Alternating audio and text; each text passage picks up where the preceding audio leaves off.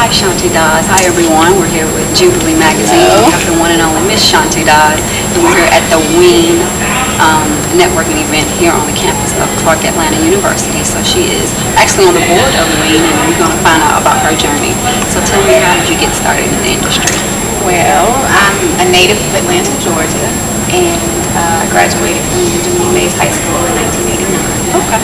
And while I was in high school, my sister actually had a friend that worked at Big 103, so I used to go and kind of volunteer my time at Big 103, and I thought, wow, this is really exciting. I got to go to concerts and hang out in the DJ booth to see how things were kind of done back then on the radio front.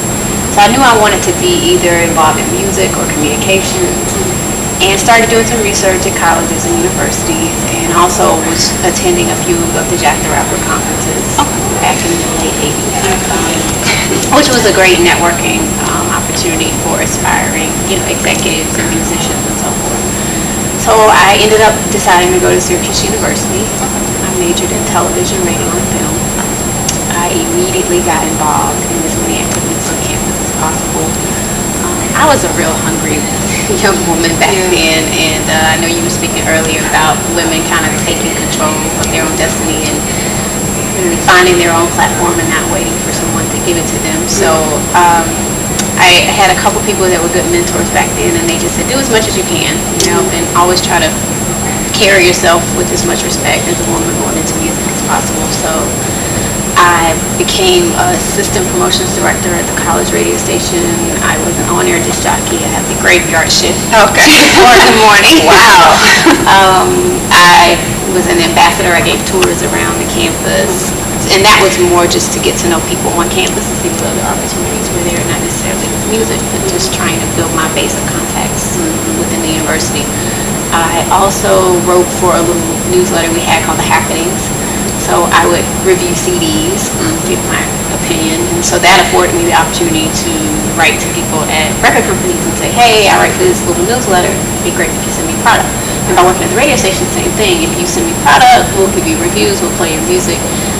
And I ended up helping out a friend who had a hip-hop show on Saturday night. So I did a ton of stuff in college surrounding music and entertainment.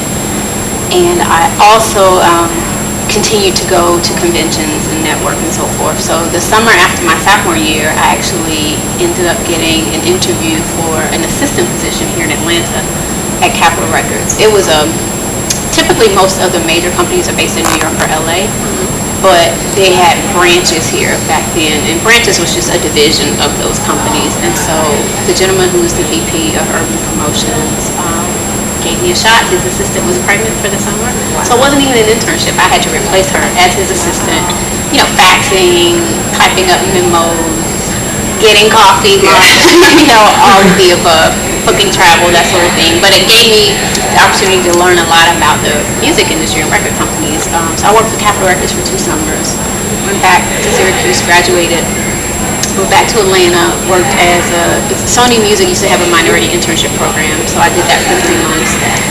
And the important thing that I tell women all the time is don't burn any bridges and always keep in touch with people. So the gentleman that I worked for at Capitol wasn't working there when I graduated, but he began consulting for Babyface Records, because LA and Babyface, I think, moved here around 89, 90 and set up shop here, or somewhere in that time period, maybe 91. So anyway, long story short, they were looking to grow the company. They needed someone in promotions, and so the guy who worked for Capitol recommended me, got me the interview, went in, worked my magic, and I was hired 4 months out of college at Babyface Records, and hit the road with Toni Braxton. Wow. Which was pretty exciting. She was touring with Frankie Beverly Mays, and so I had to go into these venues in every market where she did a show and set up these meet and greets where program directors and people that worked at the radio station as radio disc jockeys would get a chance to come and see her either before or after the show. But I had to do all the coordination, find the room, get the drinks, get the hors d'oeuvres, make sure the photographer was there to take the pictures. So that was kind of a cool opportunity. And I met a lot of people being on the road during that time. I also started working with Outkast back in 93. I worked their very first record, Players Ball. Oh. And it was a blessing because I worked with them up until Stankonia. So we had a lot of success with that project. Hit the road with Usher, Goody Mob, just all of the Babyface roster back then. Yeah. So it was a blessing. I was able to grow with the company and succeed. So the company was sold back to B&G in 2000. Well, L.A. Reid accepted the position of president, replacing Todd Davis at Arista Records. And I took a couple of other interviews with a few companies, Electra and Atlantic, just making sure this was the right move for me. And I decided to go ahead and follow L.A. And some of the other people at LaFace moved up to New York as well. So I was senior director of marketing for the urban side for about a year and a half, and then it was a difficult transition for me. I miss my family, I miss my friends. I didn't get to see LA every day because it was no longer his company. He was president of the company, so there were so many things that he had to do, to get familiar with the system, and he was obviously busy and in C-level meetings all the time. So I didn't want to go run to him every time I had a problem. So after about a year and a half, and I didn't like the guy I reported to. It's probably something we'll get into on the panel today, just the yelling, the cursing, and I had never experienced that before.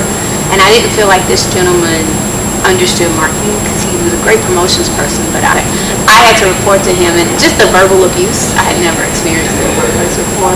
Wow. I quit. Wow. Left my contract, walked out. Wow.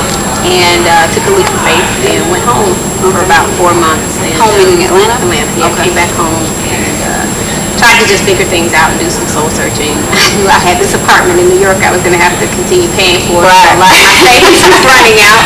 So after about 4 months, I started talking to people and trying to figure out what I was going to do to get back in the game. And Jermaine Dupree is a longtime friend. He had a label over at Sony Music and convinced me to come to New York and let him try to get me an interview at Sony. Well, it worked out. He got me an interview with Donnie Einer, who's the chairman at the time. And they hired me. I got my VP stripes. Yay! And I ended up doing a lot of the marketing for some of the social dev projects. Stayed there for about 4 years. Got another promotion. I was up to senior vice president of urban marketing while I was there. So Sony was good to me. Then Sylvia Roan and I started talking as my contract at Sony was coming to an end. And Sony was still trying to convince me to stay there, but I thought it would be great going to work for an African-American woman who she obviously is the most successful African-American woman in music today. And so she made me an offer. Yeah. And it felt good, so I moved over to Universal. And I've been there ever since. Wow. And now I'm executive vice president. Wow. Again, I think I was fortunate because I made a lot of wonderful relationships in the industry, and so it was at a time where the industry was still doing well. We were selling a lot of records, and so a lot of other opportunities out there within other companies. So, I grew up Catholic, strong, faith, in God. Actually, about probably 6 years ago, I stopped going to Catholic church because I felt like I was forced to go to church a lot. To my mom, but now I go to a non-denominational church in Brooklyn.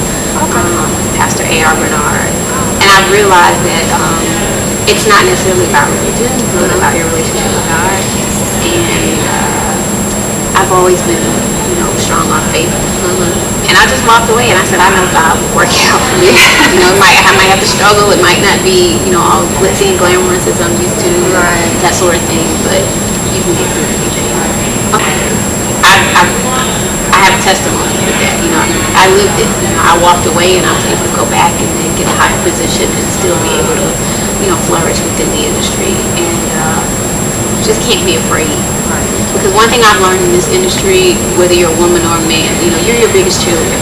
Nobody's really going to step out there and do it for you. Even the biggest mentor you could have in your life, it's still up to you. That person can help you, but you got to do it, and you got to guide yourself through it, and you can't be afraid. And I think, I've been in this business almost 20 years, and soon I'm probably going to try to figure out what's next for me. Because I don't want to just do marketing forever. I like to branch out and be more of an entrepreneur within business, and within music. So when the time is right, you'll know it. Oh, it is. Well, thanks so much. I hope we can stay in contact. Absolutely. I hope